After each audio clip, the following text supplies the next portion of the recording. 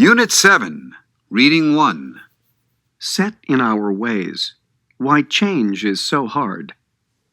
Millions of us dream of transforming our lives, but few of us are able to make major changes after our 20s. Here's why. The shortest path to one's self leads around the world. So wrote German philosopher Count Hermann Kaiserling, who believed that travel was the best way to discover who you are. That was how 22-year-old Christopher McCandless was thinking in the summer of 1990, when he decided to leave everything behind, including his family, friends, and career plans. He gave his bank balance of $24,000 to the charity Oxfam International and hitchhiked around the country, ending up in Alaska. There, he survived for about 4 months in the wilderness before dying of starvation in August 1992. His life became the subject of writer Jon Krakauer's 1996 book Into the Wild, which inspired the 2007 film of the same name. Not every newly minted college graduate is as impulsive and restless as McCandless was, but studies conducted since the 1970s by personality researchers Paul Costa and Robert R. McCrae of the National Institutes of Health confirm that people tend to be open to new experiences during their teens and early 20s. Young people fantasize about becoming an adventurer like McCandless, rather than following in the footsteps of a grandparent who spent decades working for the same company. But after a person's early 20s, the fascination with novelty declines, and resistance to change increases. As Costa and McCrae found, this pattern holds true regardless of cultural background. Although people typically lose their appetite for novelty as they age, many continue to claim a passion for it. Voters cheer on politicians who pledge change. Dieters flock to nutritional programs advertising a dream figure in only 5 weeks. Consumers embrace self-help books promising personal transformation.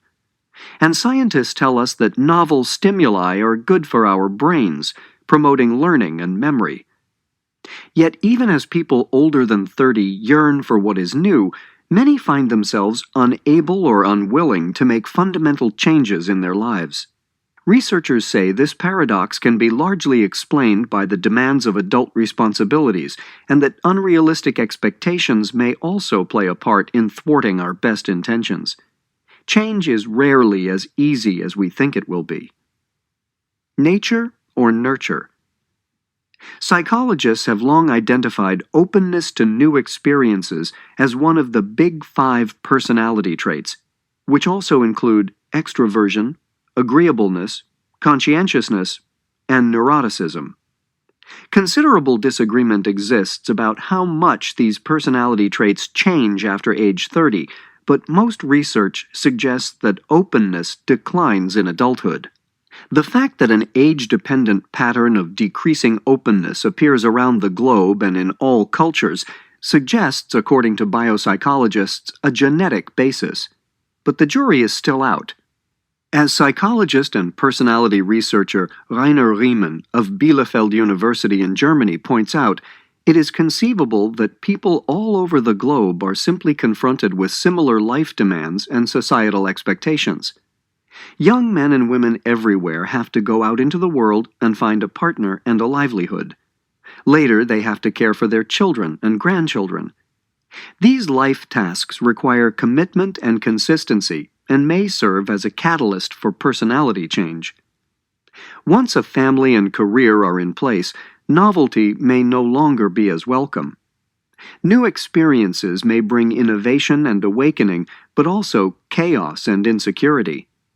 And so most people dream of novelty, but hold fast to the familiar. Over time, we become creatures of habit, enjoying the same dishes when we eat out, vacationing in favorite spots, and falling into daily routines. The brain is always trying to automate things and to create habits, which it imbues with feelings of pleasure. Holding to the tried and true gives us a feeling of security, safety, and competence, while at the same time reducing our fear of the future and of failure, writes brain researcher Gerhard Roth of the University of Bremen in Germany in his 2007 book, whose title translates as Personality, Decision, and behavior. But even negative events may have thoroughly positive results, according to sociologist Deborah Carr of Rutgers University. For example, many widows are able to start life over again and to develop talents they never knew they had.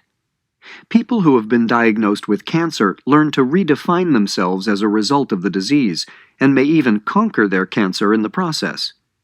Survivors of natural catastrophes often discover new strengths. But we should not draw sweeping conclusions from these examples, says psychologist William R. Miller of the University of New Mexico.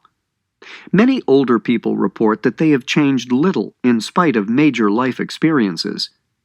The structure of one's personality becomes increasingly stable until about age 60. That means that a person who is particularly conscientious at the age of 40 will be conscientious at 60 as well, says psychologist Peter Borkenau of Martin Luther University, Halle-Wittenberg in Germany. Stability decreases again, however, after the age of 60. It seems that people are only able to become more open to new experiences once they have fulfilled their life obligations. That is, after they have retired from their careers and their children have flown the nest. False hope springs eternal. Even after age 60, it is difficult to completely reframe your life.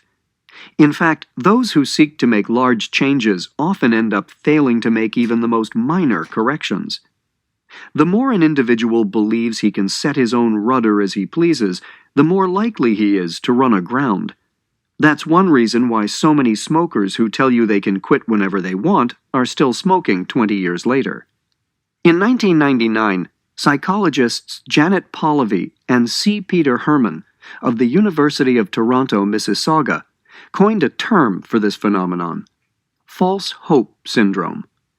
Over and over, they say, people undertake both small and large changes in their lives.